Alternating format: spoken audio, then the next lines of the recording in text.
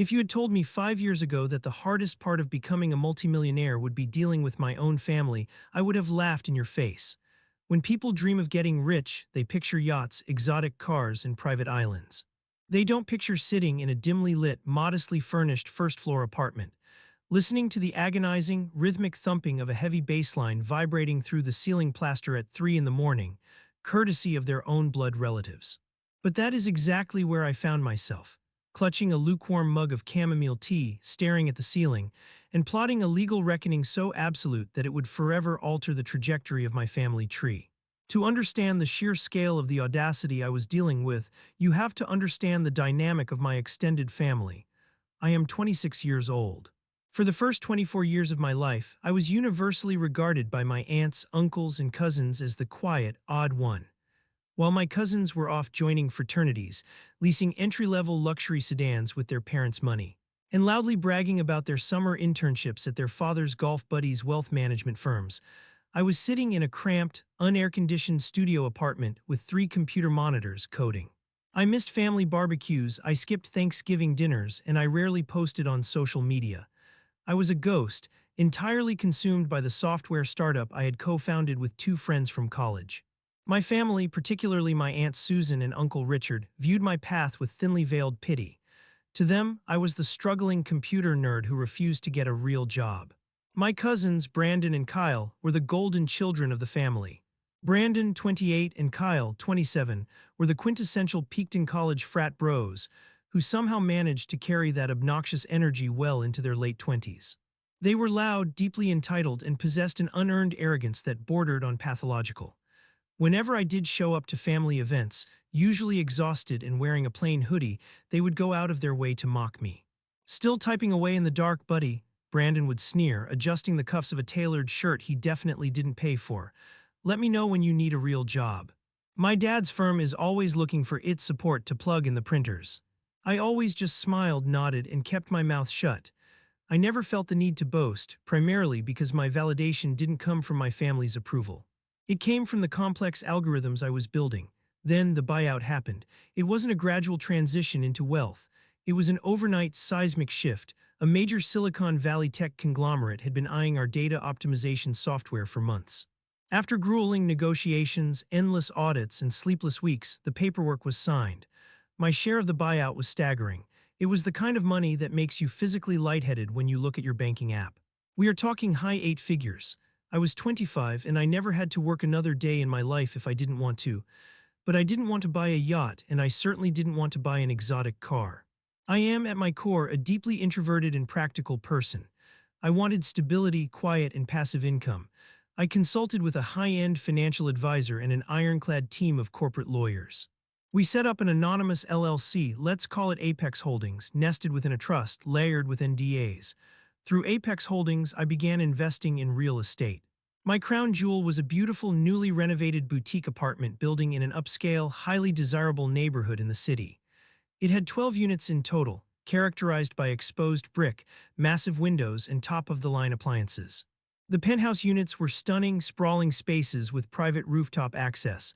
When the purchase was finalized, I made a decision that puzzled my lawyers but made perfect sense to me. I decided to live in the building. Not in the penthouse, though. I chose Unit 1B, a modest, comfortable but significantly smaller one-bedroom apartment on the ground floor. It was near the back of the building, quiet, and had a nice little private ground floor patio. I wanted to stay grounded. I wanted to live a normal, quiet life without a target on my back. To the property management company I hired to run the day-to-day operations, I was just another tenant. Only the senior managing director of the property firm knew my true identity, and he was bound by strict confidentiality agreements. For the first 6 months, life was absolute bliss.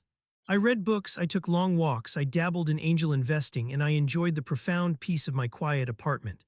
And then my Aunt Susan called. It was a Sunday afternoon, and I was surprised to see her name flash on my phone. I answered cautiously. After 5 minutes of fake pleasantries, she got to the point. Brandon and Kyle were moving to the city. They had both landed prestigious jobs. Read nepotism hires at a boutique marketing firm and needed a place to live.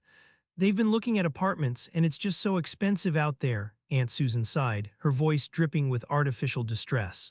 But they found this absolutely gorgeous building, the Magnolia, They said they ran into you in the lobby while they were touring. They said you live there. My stomach dropped. I had indeed bumped into them 3 days prior while picking up my mail. I had assumed they were just visiting someone. Yes, I live here, I said slowly. Well, isn't that wonderful, she chirped. They applied for the top floor double unit, the penthouse. It's quite a stretch for their budget, but Richard and I are helping them with the deposit. They were so surprised you could afford to live in a luxury building like that. You must be doing okay with your little computer things. I'm managing, I said, my voice flat. Anyway, I just wanted to let you know your cousins will be your neighbors. Isn't that fun? You boys can finally spend some quality time together. A cold dread washed over me.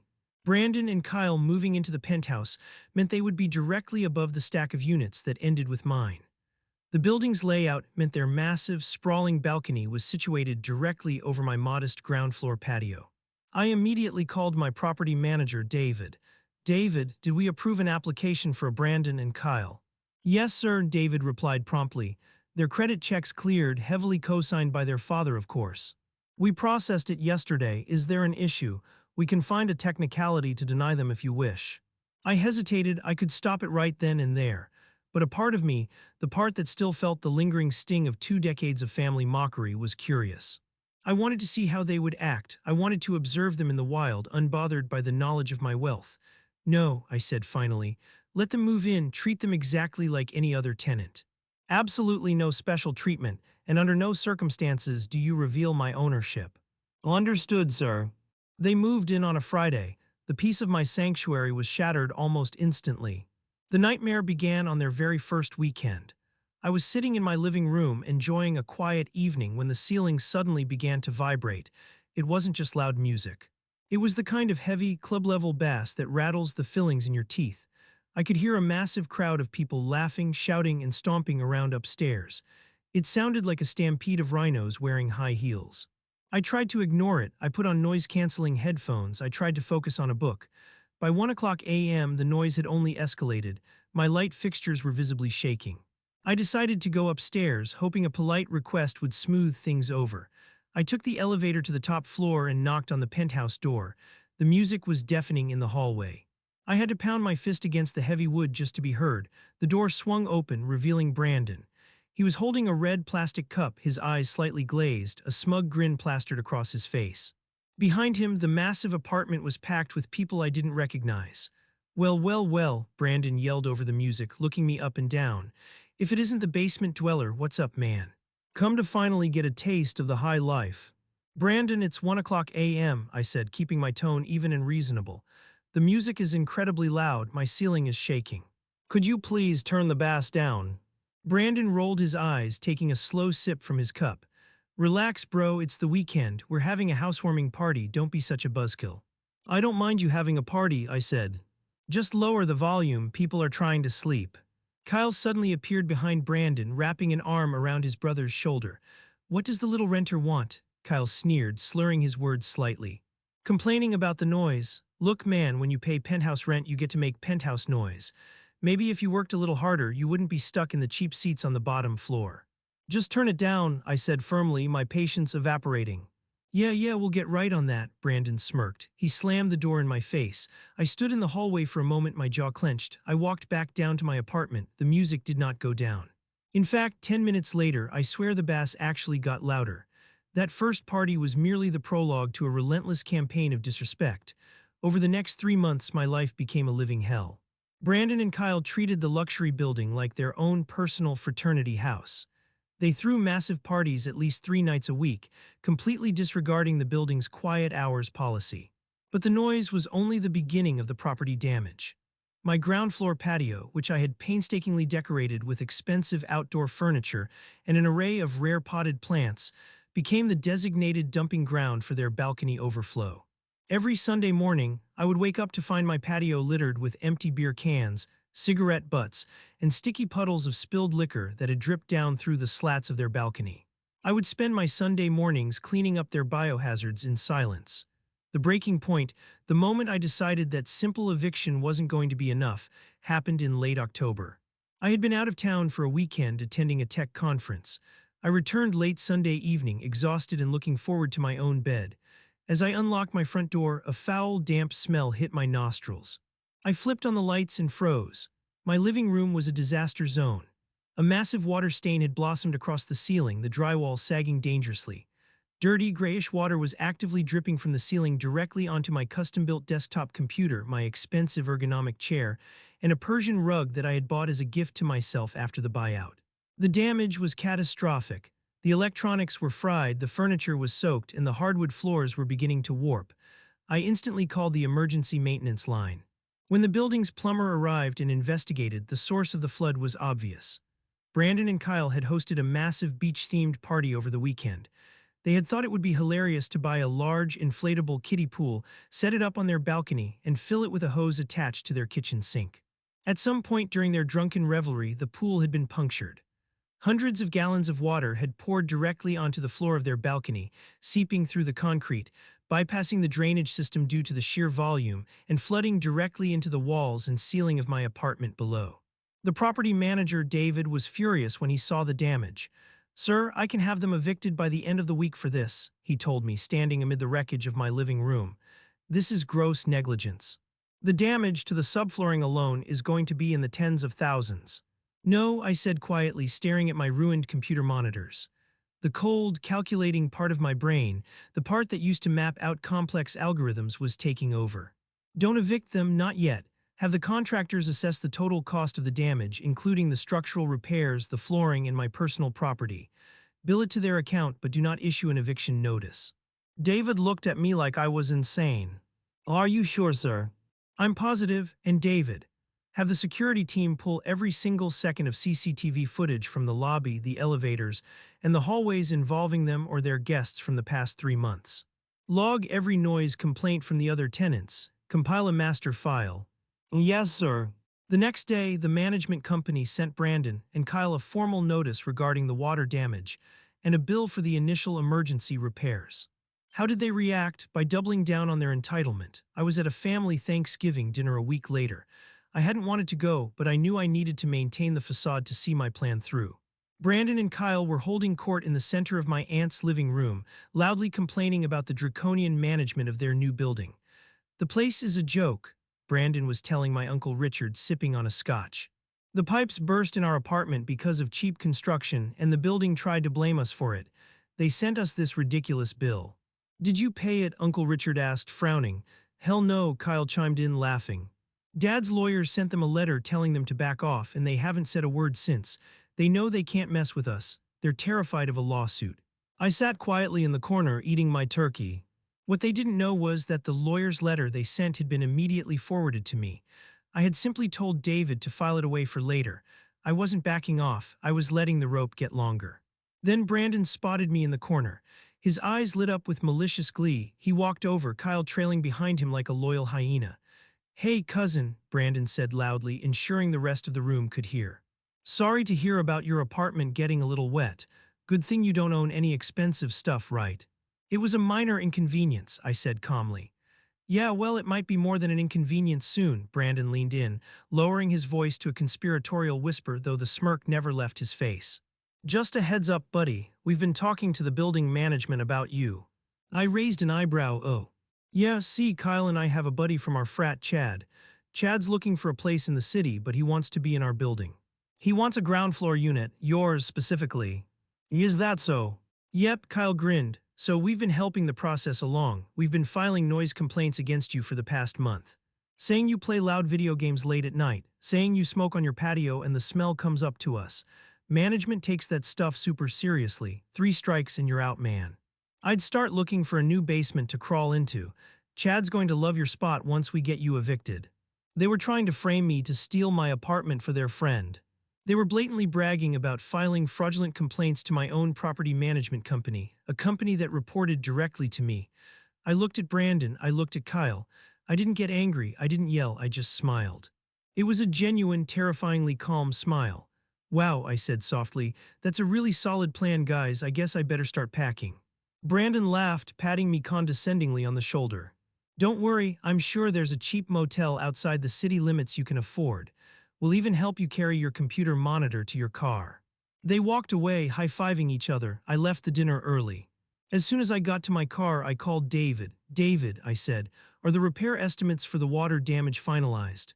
Yes, sir. Structural repairs to the ceiling, replacing the joists, redoing the drywall, replacing the warped hardwood floors in your unit, and the assessed value of your destroyed personal property. The total comes to exactly $41,500. Excellent, and do we have the security footage of their parties, the logged noise complaints from the other tenants, and the records of the fraudulent noise complaints they filed against my unit? Everything is documented, time-stamped, and compiled in a master binder, sir. Perfect, I said, putting my car in drive. Contact the legal team, it's time to drop the hammer. I didn't just want to evict them. Eviction was too easy. They would just run to their daddy, get a new check, and move to another luxury building, having learned absolutely nothing. I wanted to decimate them. I wanted to strip away their arrogant armor and expose them to the harsh, unforgiving reality of the real world. Over the next 2 weeks, my legal team prepared the documents. Because I was the landlord, I was fully within my rights to pursue them civilly for the immense property damage they had caused, which far exceeded their security deposit. We bypassed the standard small claims court and filed a massive civil suit in the county court for $40,000 in property damages, breach of contract, and egregious lease violations. Simultaneously, we processed the formal eviction notice, but I didn't have a regular process server deliver it. I had the documents served to them at their prestigious marketing firm in the middle of a Tuesday afternoon, right in front of their coworkers. According to the process server's notes, Brandon had turned pale, then immediately threw a tantrum, screaming that it was a mistake. They didn't reach out to me, of course. Why would they? They still thought I was just the pathetic renter downstairs. They assumed Apex Holdings LLC was just some faceless corporate entity trying to bully them. They hired a flashy, aggressive defense attorney, undoubtedly funded by Uncle Richard, and decided to fight the lawsuit and the eviction in court. They filed a countersuit claiming harassment by the property management and alleging that the water damage was due to faulty building plumbing. They were confident, they were arrogant. They thought their money and their bluster would intimidate the faceless landlord into dropping the case. They had absolutely no idea what was waiting for them. The court date arrived on a miserable, rainy Tuesday morning. I wore a tailored dark navy suit, a sharp departure from my usual hoodies. I arrived early and met with my lead attorney, a brilliant, ruthless litigator named Marcus. "You ready for this?" Marcus asked, straightening his tie. He knew the whole family dynamic. He was looking forward to this almost as much as I was. "I've been ready for 26 years, I replied.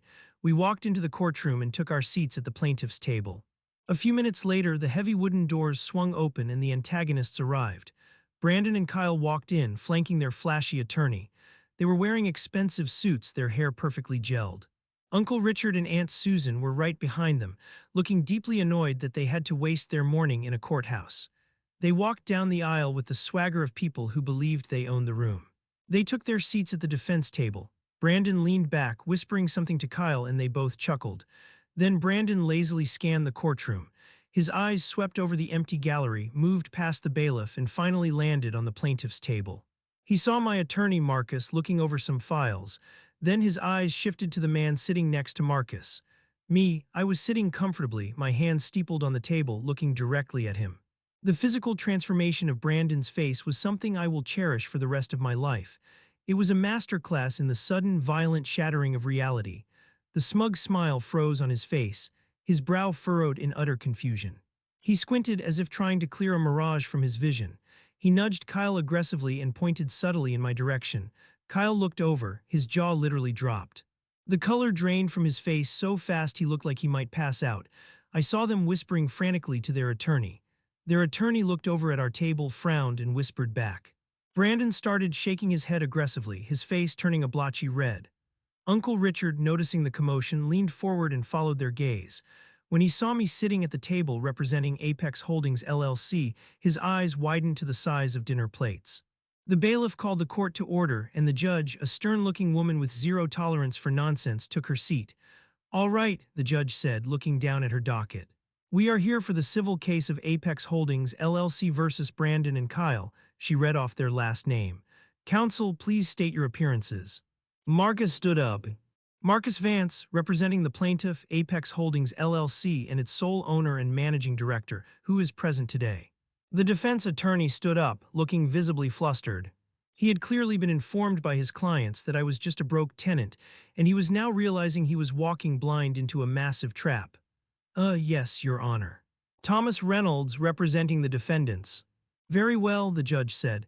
Mr. Vance, your client is seeking $40,000 in property damage, as well as immediate execution of an eviction order. You have the floor. Marcus was a surgeon and the courtroom was his operating table. He didn't just present the evidence, he dismantled my cousin's entire defense piece by agonizing piece. He started with the water damage. The defense tried to argue it was faulty plumbing. Marcus calmly pulled out the emergency maintenance report, which clearly documented a punctured inflatable pool on the balcony. He then submitted the photographs of the flooded balcony, complete with floating beer cans and discarded beach balls. He submitted the sworn affidavit from the plumber. Your Honor, Marcus said smoothly, we also have security footage from the building's lobby showing the defendants carrying the boxed inflatable pool into the building, followed by 3 garden hoses. Brandon buried his face in his hands. Kyle was staring straight ahead, looking catatonic. Then, Marcus moved on to the noise complaints and the harassment. The defense tried to argue that the building management was targeting them unfairly. Targeting, Your Honor? Marcus asked, feigning surprise. He reached into his briefcase and pulled out a thick stack of papers. I hold here a log of 64 separate noise complaints filed by 7 different units in the building over a 3-month period. I also have decibel meter readings recorded by building security, showing the noise levels emanating from the defendant's apartment routinely exceeded 85 decibels at 2 in the morning. Marcus paused, letting the silence hang in the air. Furthermore, Your Honor, we have evidence of severe harassment against another tenant in the building. The defendants filed 14 noise and nuisance complaints against the tenant in Unit 1B. We have conducted a full internal investigation and determined every single one of these complaints to be entirely fraudulent. The judge frowned, looking at Brandon and Kyle with evident disgust. Fraudulent complaints. To what end? Marcus turned and looked directly at Brandon. To have the tenant evicted, Your Honor. The defendants were unaware that the tenant residing in Unit 1B is the sole owner of the building. A collective gasp echoed from my family's side of the room. Aunt Susan let out a strangled noise. Uncle Richard looked like he was having heart palpitations. The defendants, Marcus continued relentlessly, attempted to weaponize the property management company to illegally evict my client from his own building, simply because they wanted to move a friend into his unit. The judge looked at me. You are the owner of the Magnolia, and you reside in Unit 1B. Yes, Your Honor, I said, speaking for the first time. My voice was calm and steady. I purchased the building through my LLC earlier this year. I chose to live anonymously to ensure I was treated like any other tenant. And these men are your family members? Unfortunately, yes. The judge turned her searing gaze onto the defense table. Mr. Reynolds, do you have any actual defense to present, or are your clients just entirely devoid of common sense and basic decency? The defense attorney stammered, shuffling his papers. He had nothing. His entire strategy had been predicated on bullying a corporate entity. He had no defense against concrete evidence and a landlord who possessed infinite financial resources and a personal vendetta. The trial didn't last long. It was a massacre. The judge ruled entirely in my favor. She granted the immediate eviction, giving them 48 hours to vacate the premises. She awarded me the full $40,000 for the property damage, the destroyed personal items, and the structural repairs. Furthermore, because of the fraudulent complaints and the blatant bad faith actions, she tacked on an additional $10,000 in punitive damages and ordered them to pay all of my legal fees. I have rarely seen such a grotesque display of entitlement in my courtroom, the judge said, glaring at Brandon and Kyle as she delivered her closing remarks. You treated a residential building like a playground, you destroyed property, and you maliciously attempted to ruin another man's living situation. The fact that he is your own family member makes it infinitely worse.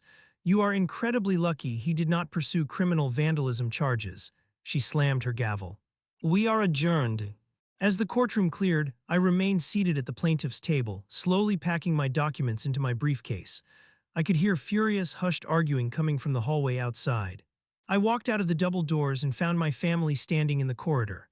Uncle Richard was red in the face, aggressively pointing a finger at Brandon, who was looking at the floor, absolutely humiliated. Kyle was leaning against the wall, looking like he might cry. Aunt Susan was weeping into a tissue. When they saw me, the arguing stopped. A heavy, awkward silence fell over the group. Uncle Richard stepped forward. His usual arrogance was completely gone, replaced by a desperate, fawning panic. "Look, son," he started, forcing a nervous chuckle.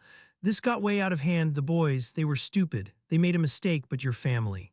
We can settle this privately, right? You don't need to actually collect that $50,000 and the eviction. Surely you can just let them stay. They'll be quiet, I promise." I looked at him, then I looked at Brandon and Kyle. I remembered the years of snide comments. I remembered the ruined apartment. I remembered them laughing in my face, bragging about getting me thrown out onto the street. "No, Uncle Richard," I said, my voice devoid of any emotion. "We can't settle this privately. The court has ruled." But you're rich," Aunt Susan wailed, looking at my tailored suit. "You clearly don't need the money. Why are you doing this to your own cousins?" "I don't need the money," I agreed calmly. "But they need the lesson. They have 48 hours to get their things out of my building. If they are not gone by noon on Thursday, the county sheriff will physically remove them. And if I do not receive the cashier's check for the damages within 30 days, my legal team will begin garnishing their wages." "You can't do this," Brandon suddenly snapped, stepping forward, his old arrogance desperately trying to surface. "You're a sociopath. You set us up." "I didn't set you up, Brandon," I said, looking him dead in the eye. "I gave you enough rope and you tied the knot yourself. You thought I was a broke renter, so you treated me like garbage. You showed me exactly who you are when you thought there were no consequences." I adjusted my briefcase. Well, now there are. I turned and walked down the hallway, leaving them standing there in the ruins of their own entitlement. They moved out 2 days later. I stood in my repaired living room, sipping a cup of coffee, and listened to the glorious sound of heavy furniture being scraped across the floor upstairs, followed by the heavy thud of the moving truck doors closing outside. I never saw a dime of the $50,000 from Brandon or Kyle, of course. Uncle Richard ended up writing the check to save them from wage garnishment.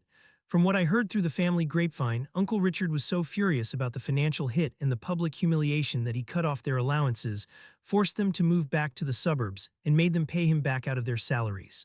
As for me, I finally got my quiet apartment back. A lovely, quiet, retired couple moved into the penthouse a month later. They bake me cookies sometimes. My extended family doesn't speak to me anymore. They uninvited me from Thanksgiving, Christmas, and all family reunions. They tell everyone who will listen that I am a greedy, vindictive monster who destroyed my cousins' lives over a little bit of water. And honestly, it was the best $15 million I ever spent.